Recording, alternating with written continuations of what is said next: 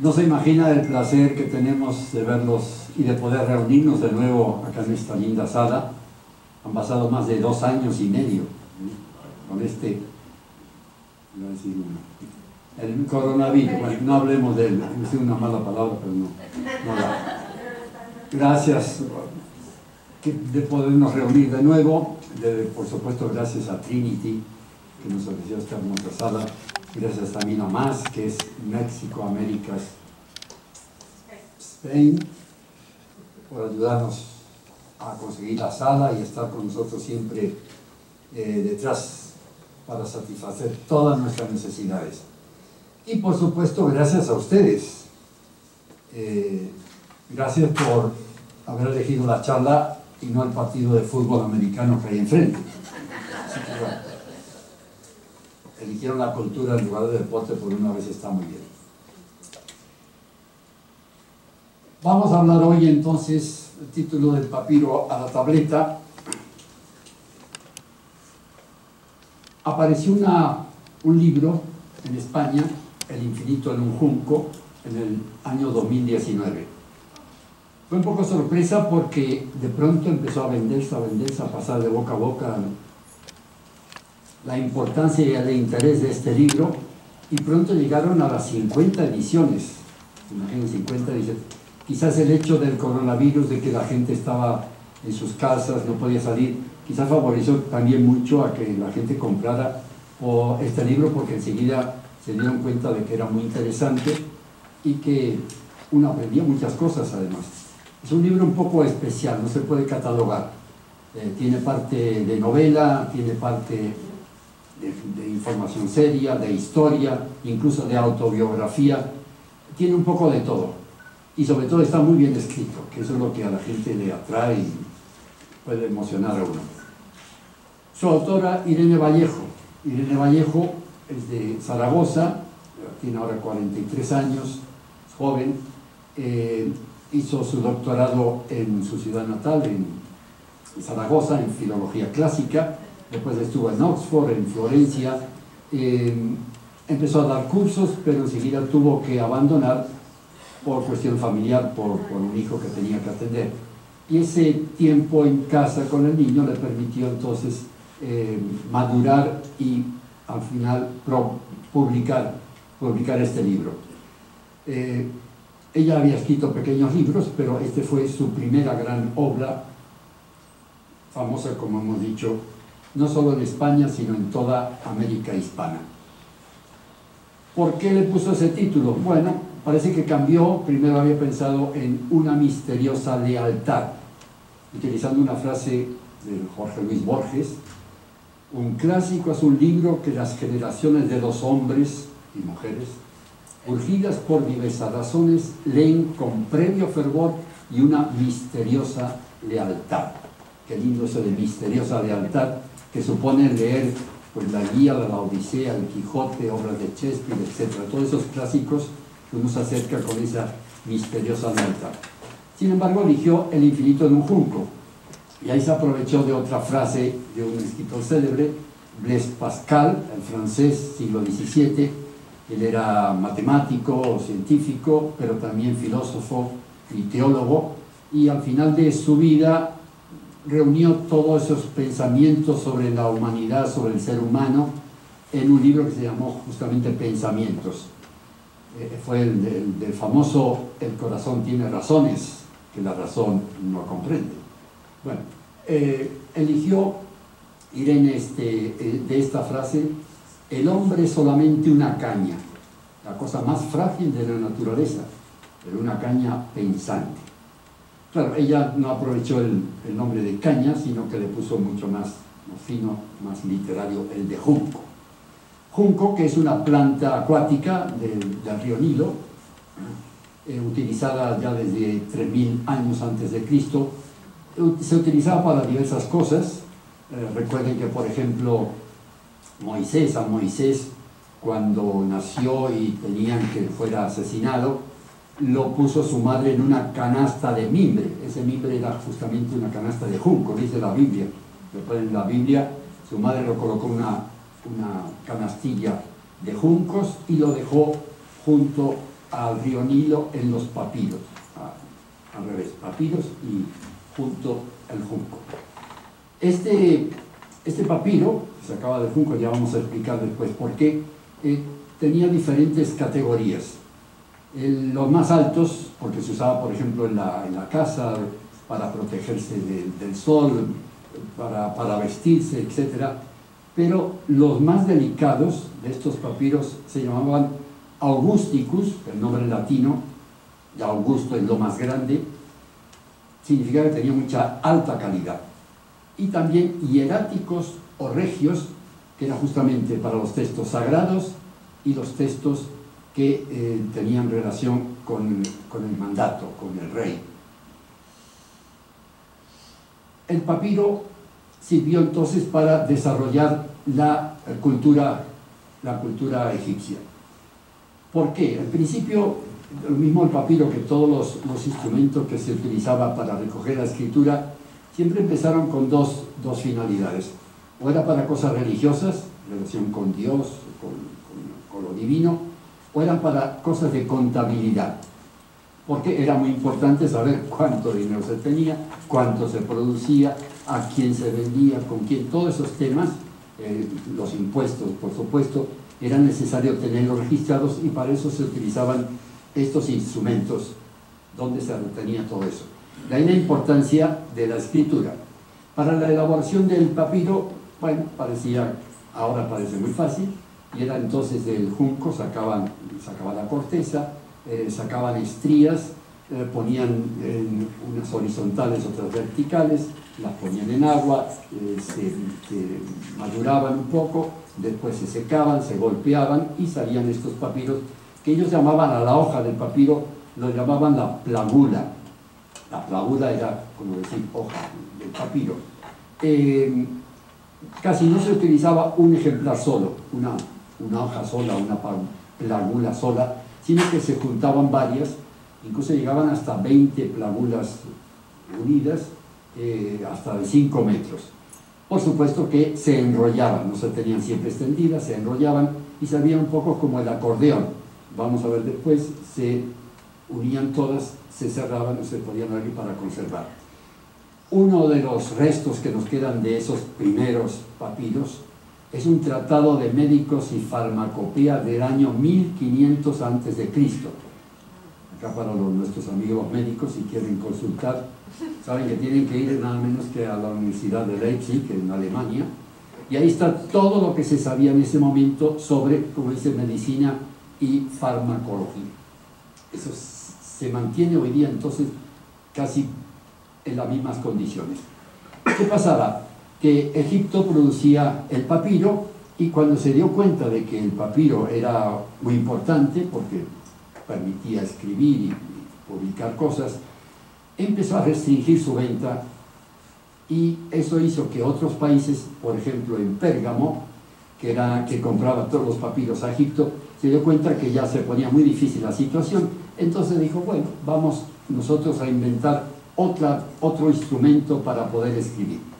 Ya se utilizaba desde tiempo anterior, en Pérgamo, se utilizaba ya lo que después se llamó pergamino, que es la piel de los animales. Como vemos aquí, no se mataba el animal para esto, sino después de muerto se aprovechaba esa piel, se limpiaba, primero se remojaba en agua mucho tiempo, productos para limpiarlo, después con unos grandes cuchillos se rebajaba, etc. Total que ahí se terminaba una piel lisa, excelente, maravillosa para poder escribir. Por ejemplo, les pongo ahí las cantillas de Santa María de Alfonso X, el sabio, del siglo XIII, y fíjense qué maravilla, se imagina que estaba finito ese pergamino, era ya muy finito, y cómo se podía escribir una preciosidad, utilizando, si ven ahí lo que se llama las miniaturas no es precisamente porque fuera pequeño, sino porque se utilizaba el minio. El minio era un óxido de plomo que se producía mucho en el río Miño, en Galicia, el río Miño. Y entonces de ahí se derivó el nombre de minio porque se sacaba ahí para utilizarlo, era como ven ahí de un color rojo y anaranjado. Para que vean entonces cómo duraban. Otro ejemplo es este pergamino lituano sobre la venta de una propiedad del siglo XVI que se conserva perfectamente.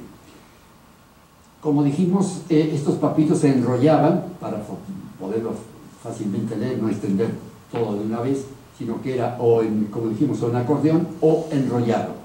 Es lo que se utiliza todavía en algunas sinagogas, y se utilizan todavía los libros sagrados para leer. Tiene ese toque antiguo, toque nostálgico de aquellos tiempos. En la Edad Media ya justamente los sacerdotes, acuérdense que los sacerdotes tenían que leer lo que llamaban las horas, y por la mañana tenían 7 veces al día, tenían que rezar unos salmos, unas horas, y entonces era muy difícil tener todo ese rollo cada vez para leer. Entonces empezaron a cortarlo y fue cuando empezó un poco la publicación de los primeros libros que ellos llamaban códices, como ven el ejemplo ahí. Y hablando de religiosos, me imagino que han visto, y si no lo han visto, por favor no se lo pierdan, visiten el monasterio de San Millán de la Cogolla. Está en La Rioja. Si uno hace el camino de Santiago se deriva un poquito y puede llegar allí.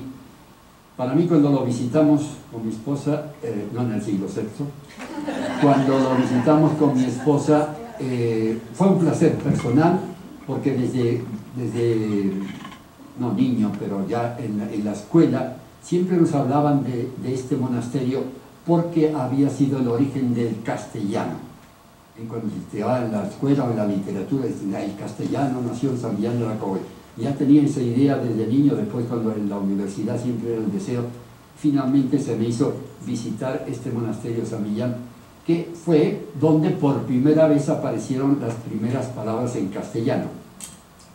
Y me imagino que se acuerdan, fue uno de los sacerdotes que tenía que dar una plática, una homilía, y entonces en el texto en latín, que era la lengua en la que se hablaba toda España, entonces el texto en latín ya puso unas palabras, lo que la gente decía, esa palabra, ¿cómo la decía? No en latín, sino ya en el castellano, o sea, esa nueva lengua que salió del latín.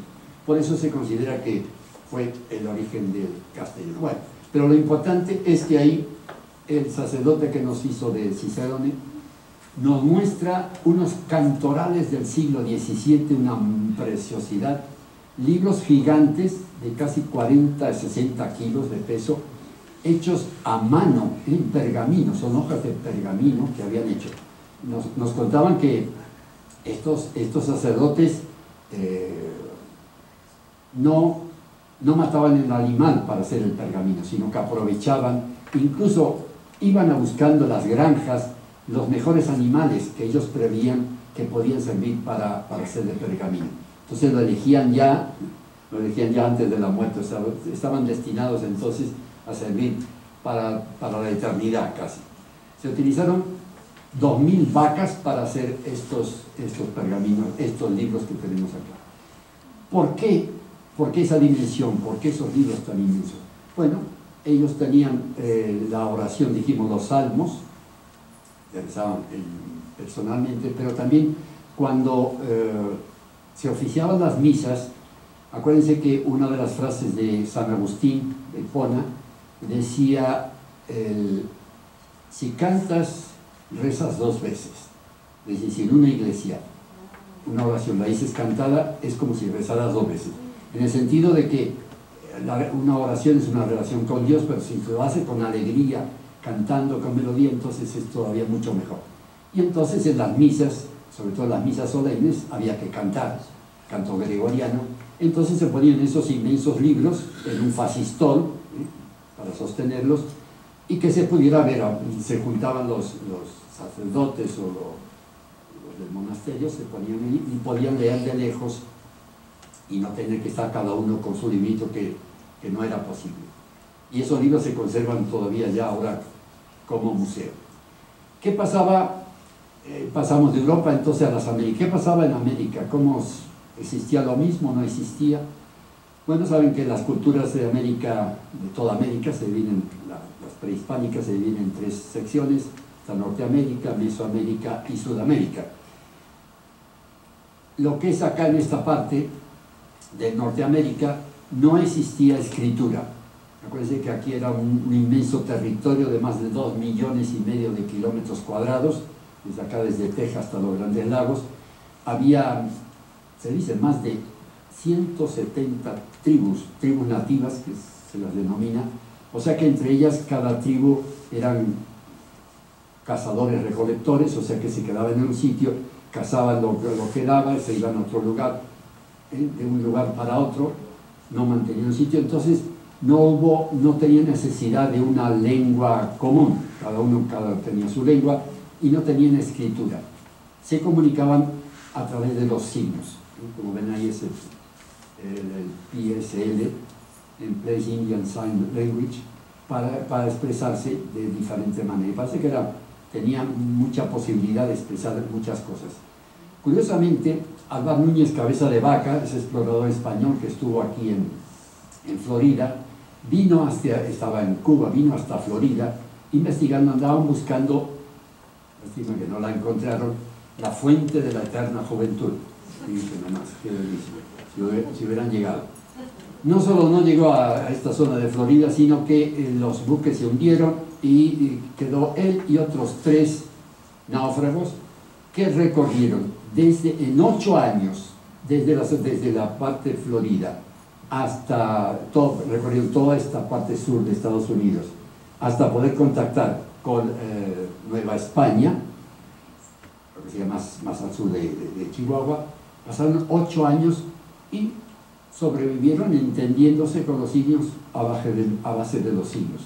Lástima que después no escribió un libro, pero no hablaba de los signos, sino de toda su aventura. Se llama Naufragios, si les interesa, es muy interesante saber toda esa experiencia. Eso es Norteamérica. En lo que se llama Mesoamérica, bueno, el 8 de noviembre de 1519 se realiza ese famosísimo histórico encuentro de Tenochtitlán. Por un lado, el representante del Imperio Azteca, que era el Tlatoani Moctezuma; por otro lado, el representante del Imperio Español, que era el capitán Hernán Cortés. Interesante que por parte de Moctezuma, la parte de los mexicas, claro, se admiran de esta gente que viene, admiran por su barba, su equipaje, sus espadas, su vestimenta, el caballo, todas esas cosas nuevas. Por parte de los españoles se admiran también de esta hermosa ciudad, Tenochtitlán, la comparan con Venecia, ven que tiene un jefe, la presentación, los vestidos. Interesante que se fijan en eso, pero ninguno de los dos, ni por parte del español ni por parte de los mexicanos, se dan cuenta del fenómeno que se producía en ese momento, y es que 2 pueblos que se habían separado hacía 20.000 años, que fue cuando de Europa por el norte pasaron aquí a América los primeros pobladores, pasaron 20.000 años separados, y sin embargo estaban haciendo lo mismo, tenían las mismas instituciones. Quiere decir que tenían, tanto uno como otro, tenían un rey, tenían leyes, tenían sacerdotes, tenían una religión, tenían creencias, y todo eso nadie se lo explicó en ese momento ni se dieron cuenta, pero es un fenómeno interesante de cómo, dado el talento humano, pudo progresar en un lado al otro sin tener en cuenta uno, y llegaron casi a lo mismo, a esas instituciones que uno puede decir cómo se pudo imaginar. Fue a través del tiempo y del desarrollo del talento y del cráneo humano. Bien, pues llegamos acá en Mesoamérica. Existían lo mismo que teníamos en ese momento en Egipto, el papiro. Aquí teníamos el papel amate. Amate es un tipo de papel vegetal también de diversa utilización. Lo mismo que el papiro se podía utilizar como vestimenta, como ropa, protección, pero también para escribir en él. De las 2 grandes civilizaciones de Mesoamérica estaban los mayas, que lo llamaban Uún. Se dice que eran más preocupados por el espacio, no solo el espacio material, las estrellas, los satélites, etcétera, sino también el espacio espiritual, la relación con lo divino. Y eso entonces quedó grabado en estos amates. Por otro lado estaban los aztecas, que en náhuatl se dice amat, y es lo que dio el nombre a este papel, el amate. En cambio los aztecas se dedicaban más a las cosas guerreras, conquistas, hazañas de héroes y demás. Un amate que todavía se sigue produciendo hoy día. La fabricación también más o menos parecida al papiro, de no sé, una corteza de árbol, se metía en agua durante mucho tiempo para que se ablandara, después se extendía la fibra de diferente posición, se golpeaban, dice que con piedra volcánica suavecita, y al final salía el amate listo, como dijimos, para diferentes usos. Sí, ahora en el acordeón se hacían cosas extraordinarias con ese amate porque se podían juntar, se unían. Por ejemplo, está este caso del Códice de Dresde, también en Alemania. Ahí quedaron solo 4 códices de la época precolombina. Uno de ellos es este, del siglo XII. Son 39 hojas pegadas, de casi unos 3,5 metros de longitud. Ahí entonces estaban con la escritura de ellos, son los glifos, es decir, esas figuras, signos especiales que todavía lamentablemente no se han podido descifrar todos, hay muchísimos, pero todavía no se sabe enteramente bien. Y utilizaban de los colores, no se ve muy bien ahí, pero un poco el rojo anaranjado, el azul y el blanco. Fíjese entonces, después de 20.000 años, el amate acá en Mesoamérica y el papiro allá en Egipto. Un diálogo histórico como esas dos civilizaciones, mundos separados, pero pudieron llegar casi a lo mismo. Y en esos amates, por un lado, por otro, los egipcios mostraron toda la historia de su vida. Acuérdense que dijimos que la historia comenzó cuando empezó la escritura, entonces sabemos de estos pueblos por su escritura. Lamentablemente la de los aztecas y los mayas todavía no se ha podido interpretar completamente, la de los egipcios sí, como ya veremos más adelante. Eso allá. Y ya que están aquí amigos bolivianos, discúlpenme si no lo digo bien, me lo reprimen. ¿Dónde está por aquí delante? Ellos no tenían, los incas no tenían una escritura, no tenían papel, no lo inventaron. Sin embargo, tenían otra cosa muy interesante, única en el mundo y en la historia, que es el quipu. Quipus, como digo ahí, significa nudos en quechua, y con ellos podían, de nuevo, la contabilidad, los números. Ellos con esos podían registrar, no por escrito, sino en el quipu. Parece ser que le ofrecía muchísimas posibilidades. Parece que hay entre 1 y 1.500 cordeles se podían utilizar. Y entonces dependían del color del cordel, de la longitud, de la separación entre uno y otro, en fin, diferentes aspectos que, por supuesto, había que conocerlo muy bien, cómo funcionaba eso. O sea que no todo el mundo podía interpretar un quipu, como no todo el mundo podía interpretar la escritura jeroglífica, ni otro tipo de escritura más que los especialistas, lo que aprendieron de esos. Esto le permitió a los incas, el gran imperio inca, en todo el Tahuantinsuyo, pero los 4 suyos, poder enseguida mandar órdenes y mensajes a través de los chasquis, que eran los que se pasaban el día y la vida corriendo, relevándose uno a otro, pero así podía llegar las noticias, estas noticias podían llegar a todos lados. Mientras tanto, antes acá en esta parte o en aquella parte del continente, en China, resulta que un señor, un eunuco, se llamaba Cai Lun, a los 15 años entra en la corte de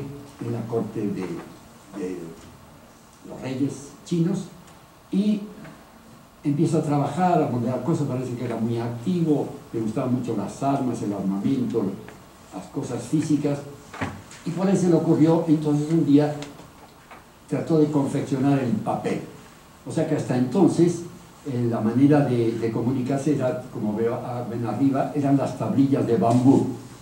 Claro, el problema de una tablilla, de nuevo, se alargaba mucho, era pesada, había que llevarlo de un lugar a otro. Y este señor entonces investigó y juntó de nuevo dicen tela usada, cortes de agua, redes de pesca, y de nuevo, las calentaba, las enfriaba, hacía una masa, después la aplastaban, ponían los cuadros para ponerla, extendían, y de ahí salió el papel, el método especial. Cuando el papel se lo llevaron al emperador, quedó fascinado por esto y dijo, desde ahora en adelante, yo y mis jefes se comunican con todos a través de este precioso papel. China empezó a exportar papel porque ganaba mucho dinero, pero estaba prohibido informar cómo se fabricaba ese papel. Era un secreto de Estado, hacían bien. Hasta que en el año 751, cuando ya los árabes, después de la muerte de Mahoma, que empezaron a extenderse por todo el mundo, llegaron a las fronteras de China y una vez vencieron a un pueblo, dominaron a una pequeña población donde había expertos en hacer papel, entonces lo aprendieron y desde allí entonces hicieron que ese papel fuera extendido por todo el norte de África hasta llegar a España y de España a toda Europa. Y fue la gran hazaña de estos árabes del califato de Bagdad, que pudieron al mismo tiempo que iban conquistando, iban representando no solo el papel, sino todo lo que aprovecharon, todo el conocimiento de China. Lo extendieron entonces por toda el norte de África y después por toda Europa a través de España. Importante también, este papel permitió a China entonces desarrollar muchísimo su civilización. Y acuérdense que era importante entonces tener las cosas escritas, poderlas recordar, poderlas repasar, y pongo ahí tres aspectos importantes. Por un lado, el nuevo tratado de medicina. Acuérdense que era importante la medicina, si curo a uno, no me tengo que olvidar dentro de 2 años cómo curé a una persona, eso quedaba grabado, entonces sabían cómo curar a posibles enfermos o cómo registrar las medicinas. Por otro lado, interesante porque podían reflejar historias. Por ejemplo, esta es la historia de Kang, un astrólogo del emperador. Era una pequeña historia que se hizo famosa en toda China. O en el aspecto religioso está el I Ching, que es el clásico de los cambios, que fue un poco para los chinos, dicen que era un poco como la Biblia para ellos, porque era un libro donde había oráculos, había dichos sabios, había lecciones morales, etc. Un poco les servía a ellos como guía espiritual, que todavía se conserva, hecho entonces. Pero otra parte importante al descubrir el papel fue el dinero volante. Volante porque decían que era con un poco de aire, se iba el cuello. Estaban acostumbrados, por supuesto, al dinero en metálico. Dinero en metálico, como decimos en español, dinero contante y sonante. Sonaban, cuando sonaban, era lo importante. Algunos de ellos tenían, como ven arriba, se unían con un alambre o una pequeña cuerda, se unían piezas, pero siempre era muy penoso llevar todo eso de un lado para otro. Hasta que un día, como siempre no se sabe quién fue, la recurrencia, de alguien entonces en una caja pública de la ciudad entregó una serie de estas monedas y le dijo que le dieran el papel diciendo que la había entregado allí y que allí estaba. Y con eso se podía ir a otra ciudad, a otra caja pública, para pedir el dinero que él había depositado en otro lugar. Y es así entonces como empezó a circular este papel moneda.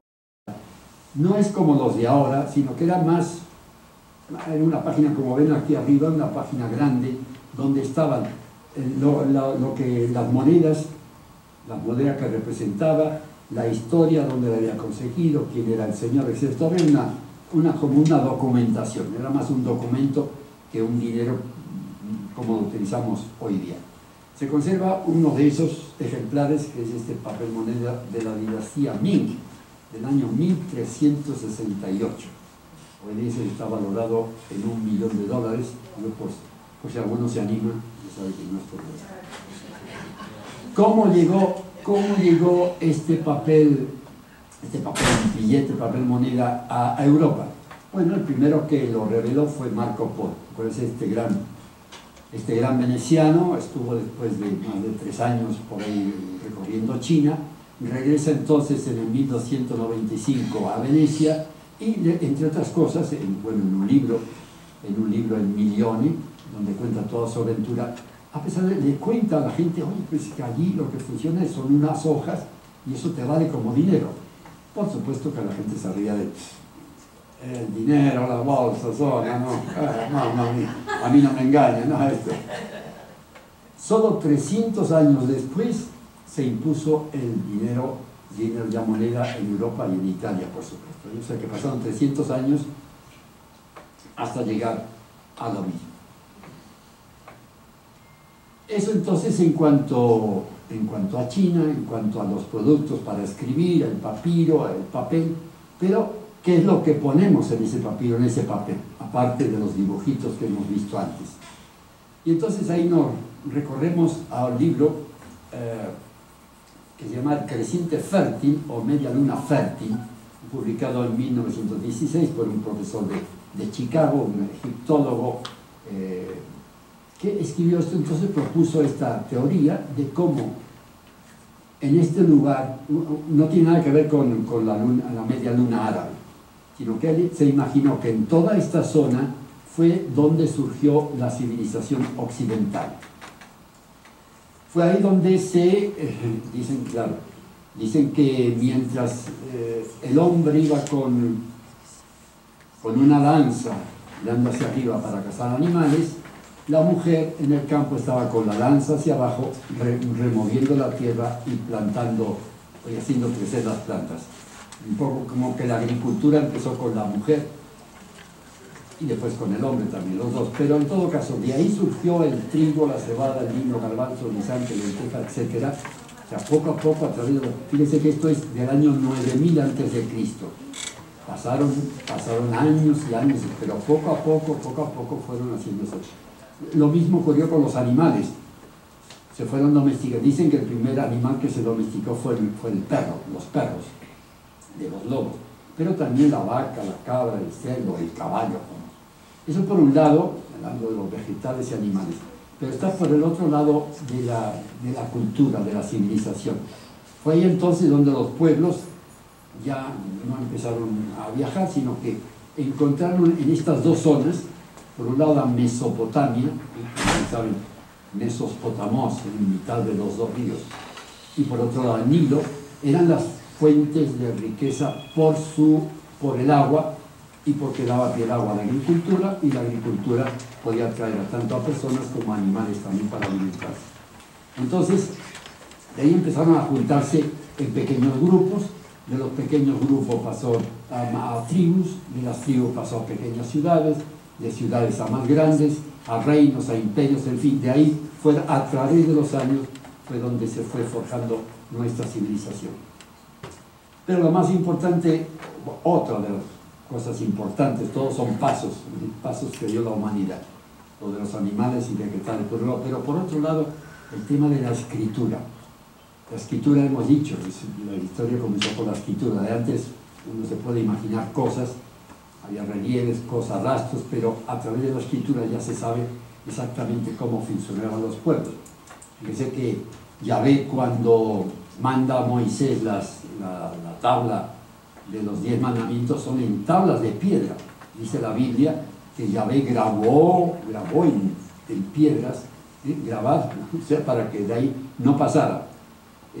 Eso antes, pero incluso hoy día, justo la semana pasada, vi en la televisión en México, un secretario de Gobernación, creo que fue, tenía un grupo de mujeres delante que estaban pidiendo que había una cosa que habían pedido y no se les concedía. Entonces él decía, no, quédense tranquila, yo les prometo que eso lo voy a hacer, lo voy a realizar. Y una de ellas delante dice, promesas no, en papel firmado y con sello. Quiere decir que la escritura, no solo antes, sino hoy día, o me lo firman, no pueden, si no, no vale. Y al resto de mujeres que estaban diciendo, escritura. Entonces, en sentido de que eso escrito no permanece, es lo que permanece. Pero que había que escribir, bueno, dijimos que los egipcios tenían su jeroglífico.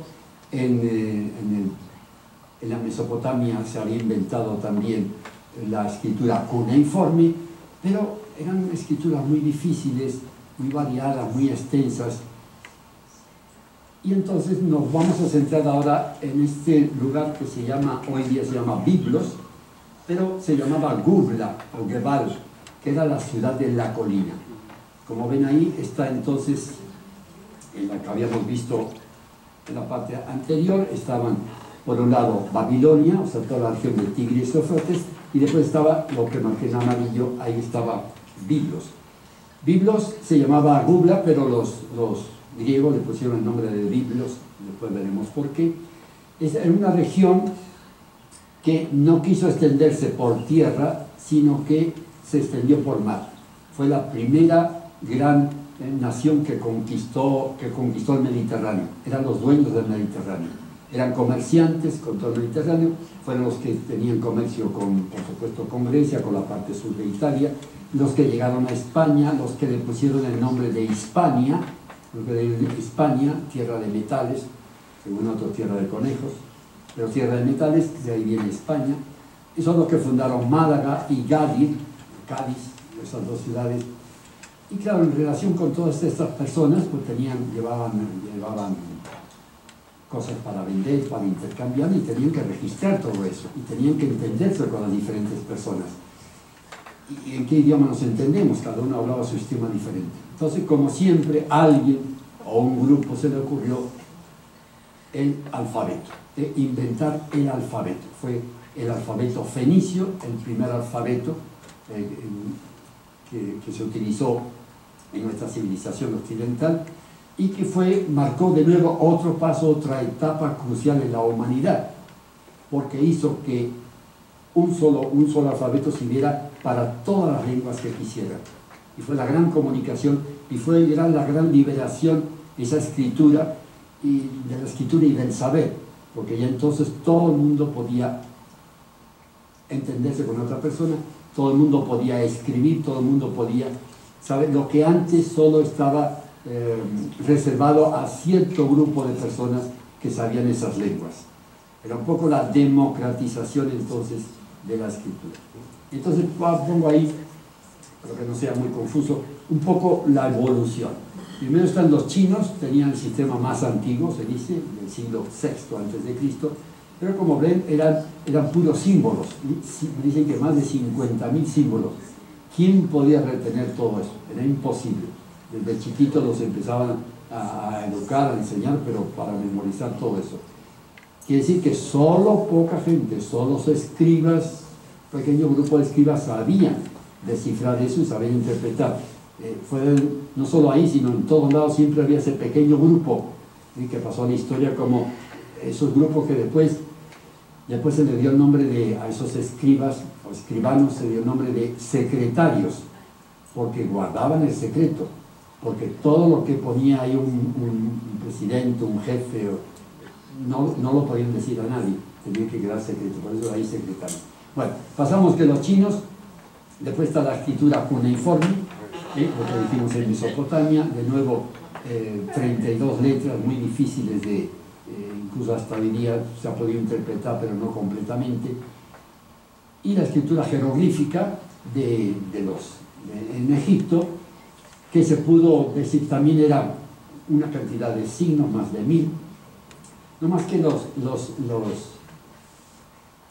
egipcios, entre algunos jeroglíficos, el jeroglífico que es lengua sagrada, escritura sagrada, ponían ya algunas sílabas, como con un signo representaban sílabas o pronunciación. Sabemos que eso se descifró con la piedra Rosetta, ¿no? Interesante, en el 1799 Napoleón llega a Egipto para su conquista, lo llaman de Francia, que tiene que regresar rápidamente. Entonces los británicos, dirigidos por Nelson, ganan a los franceses, y una piedra que había aparecido un soldado, contenía unos signos, que la tenía allí Napoleón en todo su campamento, lo había admirado muchas veces. Resulta que cuando se fue, por supuesto, no se la llevó, y Nelson, al verla, se enamoró de ella, y por supuesto se la llevó a Londres, donde está en el Museo British Museum, por supuesto. Solamente que los británicos no la interpretaron, tuvo que ser un francés, Jean-François Champollion, el que dicen que 32 años después fue capaz de descifrar ese jeroglífico. Y de ahí entonces ya pasamos al alfabeto fenicio, que es un cambio radical, porque ahora sí son 22 signos que representan consonantes. Y con esos signos se pueden intercambiar en cualquier idioma, cualquier sonido, se puede intercambiar y formar palabras, frases y oraciones. Ese sistema de alfabeto de 22 consonantes lo aprovecharon los griegos, le añadieron las vocales, porque solo tenía consonantes, formaron 24 vocales, fue el alfabeto, de alfabeta, y después en latín adoptaron entonces ese alfabeto y le añadieron 26, ya modularon bien los dos, y fue este abecedario latino el que aprovecharon todas las lenguas europeas, hoy día incluso el cirílico en Rusia. No más que de esas 26 letras, el castellano pudo añadir una, que fue la única lengua europea que ha añadido una letra a ese alfabeto latino, y es la ñ. Acuérdense que dijimos que en los conventos, los religiosos que vemos después, que tenían que copiar los libros, al copiar había dos N seguidas. ¿Por qué dos Ns?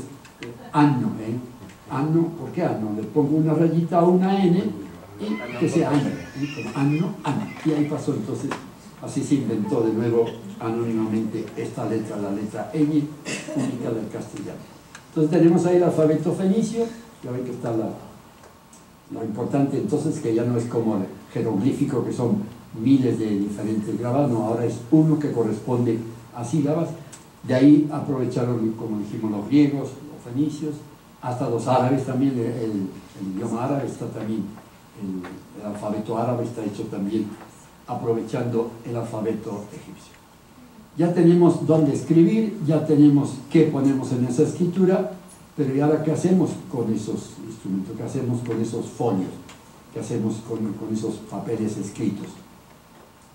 Cuando murió Alejandro Magno, estuvo en Egipto, en su conquista por toda Asia Menor, descubrió esta parte del norte de Egipto, que fundó una ciudad que llamó precisamente Alejandría, y cuando él falleció, se dividió todo el imperio suyo, lo dividieron sus generales, y uno de ellos, Ptolomeo I, se quedó ahí, se quedó en Egipto, dijo que eso era para él, y entonces quiso desarrollar esta ciudad que tenía una pequeña isla, que después la unieron con un puente, y esa isla se llamaba Faro, la isla que tienen ahí a la izquierda, Faro, y en ese faro construyeron un edificio con una lumbre arriba, sin un fuego durante toda la noche, para que los barcos se pudieran dirigir durante la noche, y es de ahí de donde proviene el nombre Faro, que se utiliza hoy día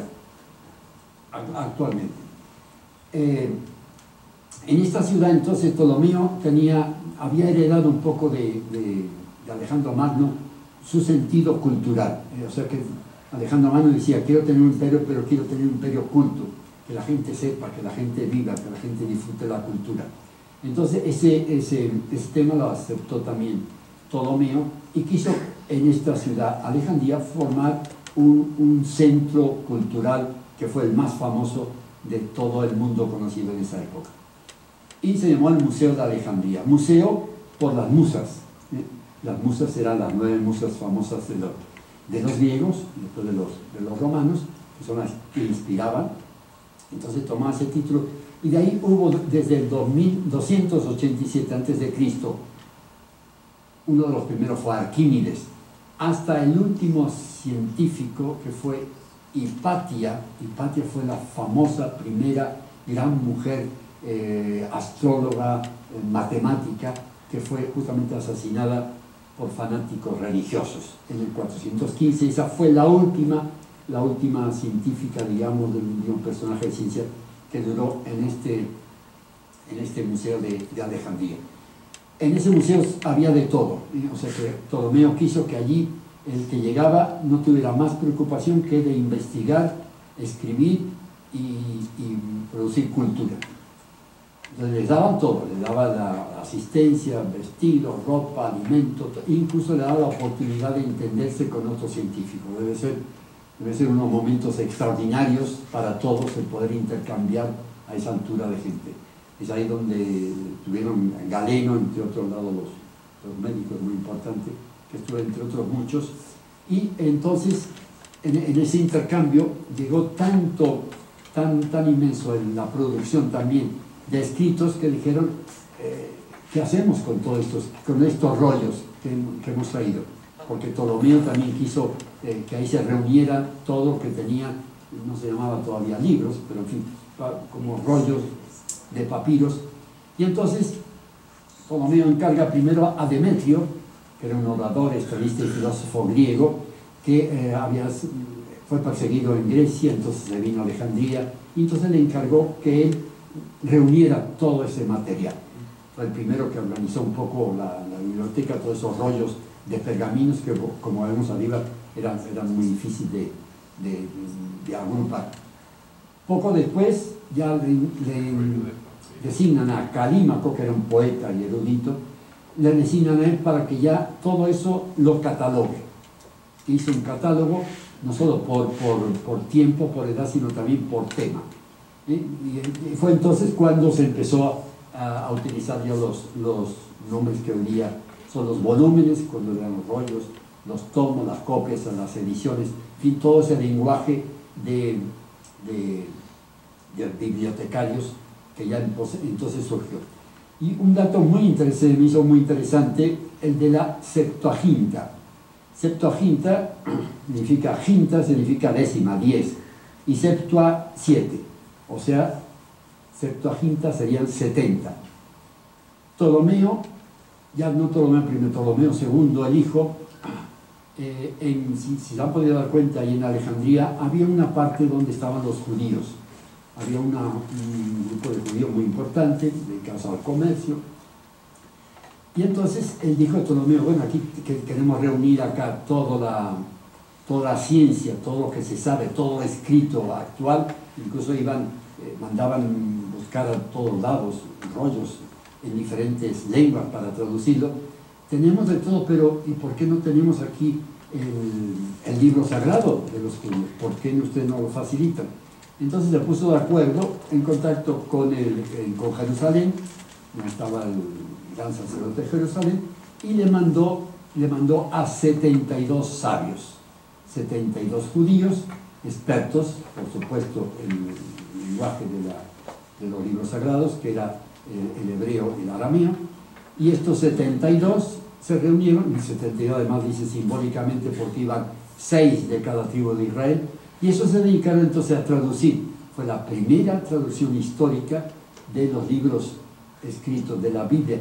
No toda la Biblia, era solo el Pentateuco, es decir, los 5 primeros libros, Génesis, Éxodo, Levítico, Números y Deuteronomio. Esa parte traducida al griego. O sea que por primera vez en Europa, entonces toda la parte conocida de Europa, se pudo leer esos libros sagrados en griego, cosa que antes era muy reducido la cantidad de gente aparte de los hebreos que pudiera leer. Fue tan famoso que casi duró 8 siglos. Siguió siendo esa traducción de la Septuaginta el libro donde se leían, incluso los religiosos, los sacerdotes podían leer, sabiendo griego, podían leer la Biblia. Hasta que vino la Vulgata de San Jerónimo, que fue entonces ya la versión española, casi 7 siglos después. Del texto manuscrito se pasó al impreso, pero hubo un paso muy lento, muy difícil, sobre todo en la Edad Media, porque las piezas de libros eran únicas, no como hoy día un libro se publica 10.000, 20.000, 50.000. No, entonces era una pieza única, y esa pieza única, si se perdía o se quemaba, eso se desaparecía. Entonces había que copiar, y los famosos copistas fueron principalmente los sacerdotes en los monasterios. Felizmente San Benito les había puesto como lema a sus discípulos sacerdotes: ora et labora, reza y trabaja. Y ese trabajo lo dedicaban principalmente a copiar libros. Una tarea que no se imaginan difícil, penosa, está todo el día transcribiendo, pero produjeron obras extraordinarias. Hoy día sí se conservan muchísimas. Ya hemos visto antes una obra, por ejemplo, este códice ornamentado. O sea que ya cuando empezaron a transcribir libros, parece que a algunos les gustó, y dijo, está interesante, ¿por qué no añado aquí un dibujito, una imagen? Y entonces se hicieron verdaderas obras de artes que todavía se conservan hoy día. Del texto manuscrito habíamos visto los chinos, habían utilizado, porque los chinos no solo inventaron la tinta china, el papel chino, aparte de la pólvora china o la pasta china, pero también inventaron la xilografía, que era el método. Xilografía significa grabado en madera, xilo en madera. Entonces, grababan en madera, como ven ahí, las piezas, las letras, símbolos para ellos, la embadurnaban, pintaban con pintura, solía ser o negra o roja, y ponían el papel encima y ya se quedaba impreso, si se puede permitir la palabra. Y eso, fíjese que duró desde esta época que se inventó, creo que fue el siglo V, hasta 1440, que se inventó en Gutenberg, en Alemania, la impresión con tipos móviles, la imprenta tal como desarrollada la conocemos hoy día. Pero pasaron tanto tiempo, lo que se utilizaba era la xilografía para poder tener los escritos. De nuevo enrollado, fíjese que hay una de ellas que se conservan, el Sutra de Diamantes, que era uno de los libros sagrados también de los indios, los sutras, y de nuevo eso está hecho todo en xilografía, se los pegaron pero todos en papel. Xilografía también se conservan perfectamente. Ya con la impresión, la imprenta fue, como sabemos, el primer libro que se imprimió fue la Biblia de 42 líneas, porque todavía estaba todo catalogado por 42 líneas, de esa forma un poco rígida, pero ya se empezó entonces con la Biblia en el 1452-55 de Gutenberg. Con esos libros, claro, había que almacenarlos, había que juntarlos, organizarlos, ya vimos, en la Biblioteca de Alejandría, y empezaron también de nuevo en los monasterios, donde más se crearon estas bibliotecas. Un poco durante toda la Edad Media, dice que fue la edad de la oscuridad, pero nada de eso, porque fue gracias justamente a los monasterios que toda la cultura griega que había pasado por los árabes llegó a España, en España a toda Europa. Fue gracias a estos monasterios donde se traducía y se copiaban los libros, ya hemos visto antes, ¿no? Y después en esos libros se conservaban los ejemplares y empezaron entonces las bibliotecas en los monasterios, donde se leía, se copiaba y después se conservaban perfectamente todo. Una excepción en toda Europa fue en Córdoba. Córdoba, un día será interesante hablar de eso. Córdoba en el siglo X era la ciudad más importante del mundo conocido en esa época. Y tenía una biblioteca con 400.000 textos. Ahí ya formado, no con rollos, sino ya como libros. Era la ciudad más desarrollada, tenía calles, tenía luces especiales, tenía baños.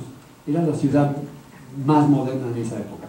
Y sobre todo fue famosa esta biblioteca islámica, donde llegaban gente de toda Europa, Francia, Inglaterra y demás, para consultar los libros en esta biblioteca.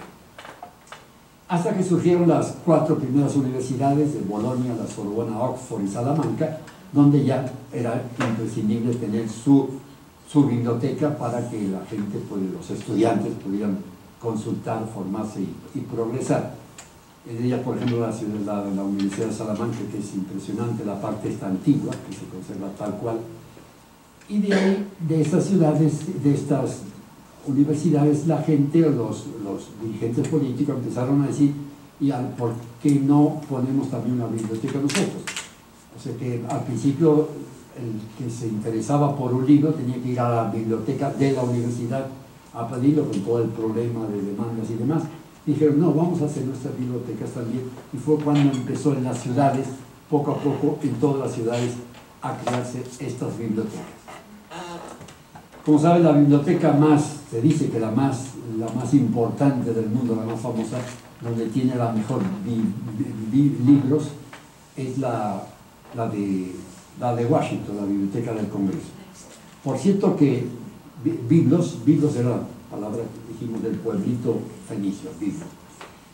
Otra que se me hizo interesante la foto, por lo que puede representar la Biblioteca Pública de Nueva York, fundada en 1895.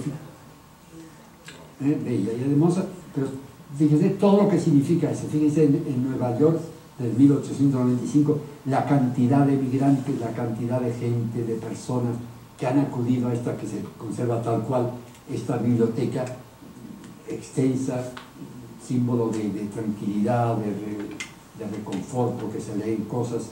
Me imagino toda la gente que no tenía dinero podía acudir ahí para poder formarse, leer literatura.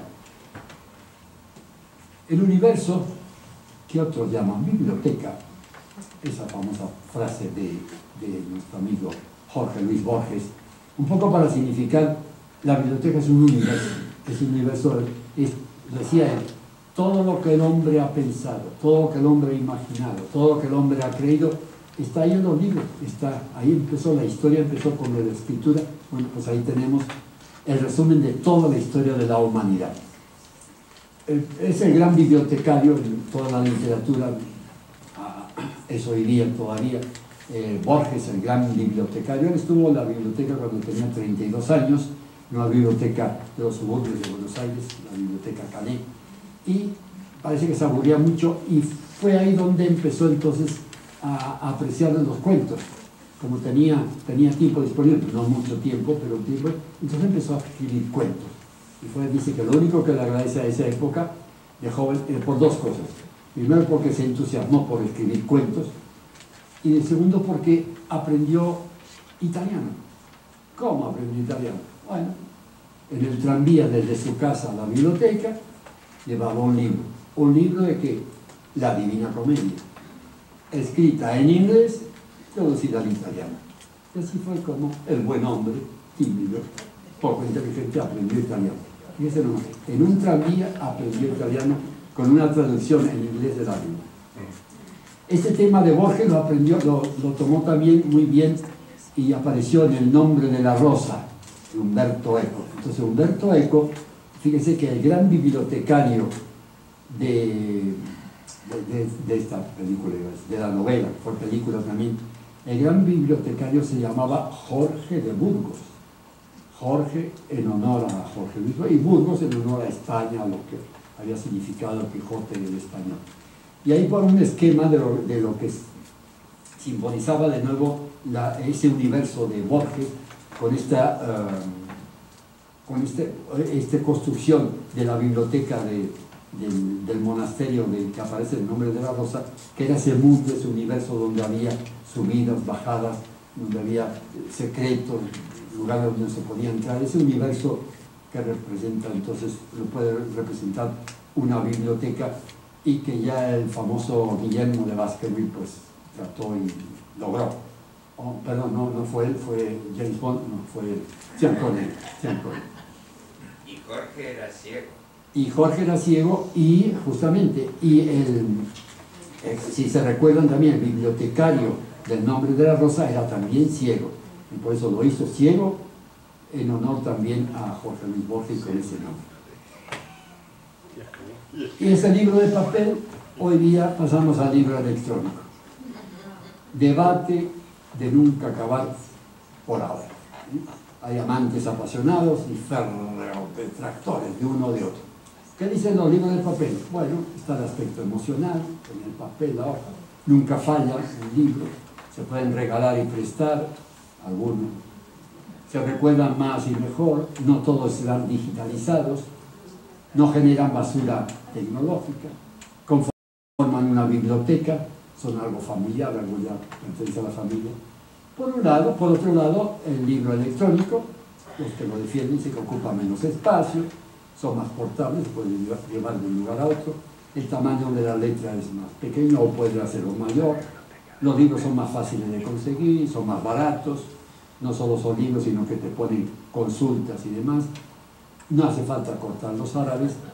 A veces también dicen los opositores, existe la censura, o sea que no se publica todo lo que se pueda publicar, depende del que lo hace. En todo caso, como dijimos, un debate que no terminará por ahora, pero el libro Tableta, lo importante es todo, es que lean, y les recomiendo, si no lo han leído ya, entonces que lean El infinito en un junco, porque van a pasar un buen rato, van a saber muchas cosas, sobre todo el aspecto, que yo apenas he mencionado, de la literatura clásica, en lo que es la Ilíada, la Odisea, la Eneida, todos esos libros antiguos que domina muy bien Irene y que entonces ella lo hace transmitir en su libro, y realmente que uno disfruta ese libro, se lo recomiendo. Y por otro lado, aparte de agradecerles, que ya les dije de estar aquí presentes, les recuerdo que la Casa de España felizmente sigue viva, porque ustedes están ahí, porque si ustedes no existen, la Casa de España no existe tampoco. Así que por favor manténganse, pero si no, nos morimos. Gracias entonces por estar ahí. Vamos a seguir, ya para el mes próximo tenemos otra charla en previsión. En el mes de octubre, el día 29, tenemos un concierto de piano de música española, de un pianista español. Me parece que es muy interesante.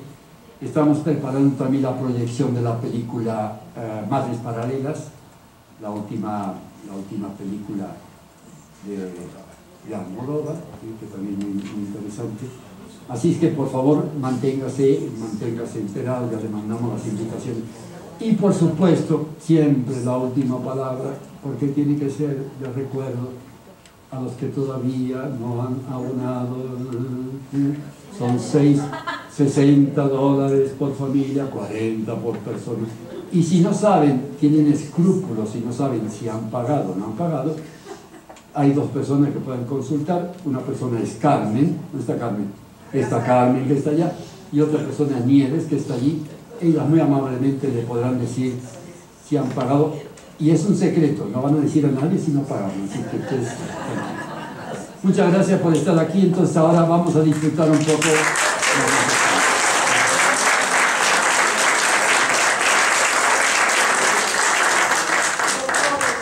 Dígame. Sí.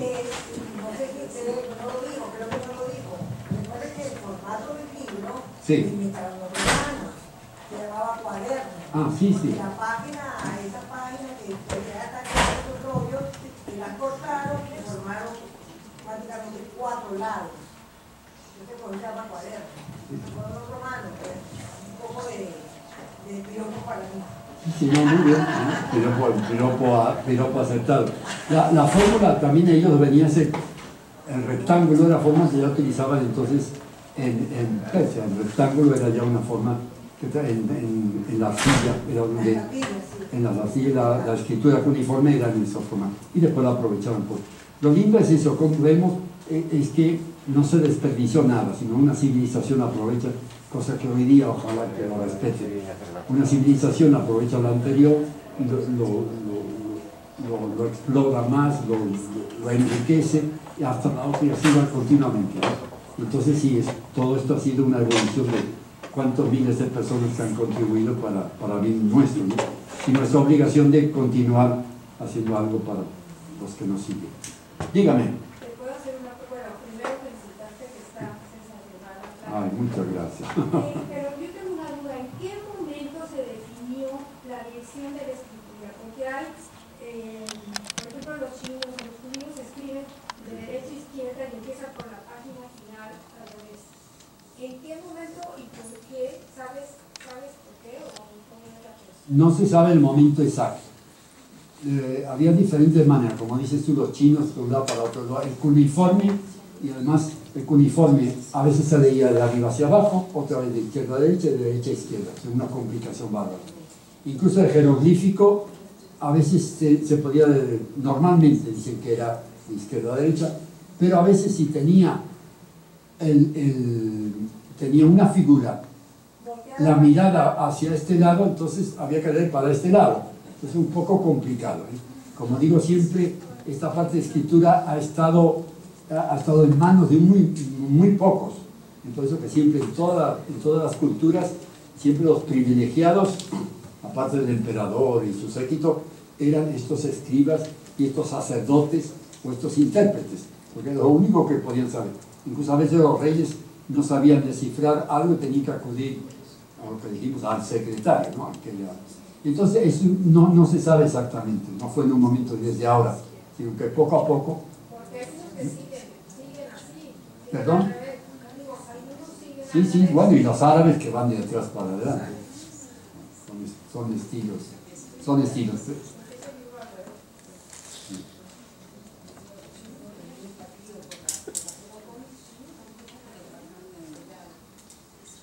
El rollo. Pero también, Carmen, también lo lindo, lo que puede facilitar es que cuando estaba el rollo, aunque están hablando del rollo, al desarrollar, uno leía enseguida de izquierda a derecha. ¿Quién sabe? A lo mejor es al revés. No puede. Pero los siguen leyendo al revés. ¿Cómo? Ahora siguen leyendo al revés. Pero normalmente, al desenrollar, uno desenrolla hacia la derecha, no al revés. ¿Eh? Si eres uno al revés. No. Me lo pone muy complicado, chica. No. Pero sí, como digo, no hay un momento exacto. Puede ser que se facilitara eso o no. Sí, bueno, si hay alguna curiosidad más, si se les ocurre. Si no, vamos a disfrutar entonces la tortilla española que nos ofrece la Casa de España y un poco para mantenerse en pie. Estén en pie. Hasta luego. Gracias de nuevo por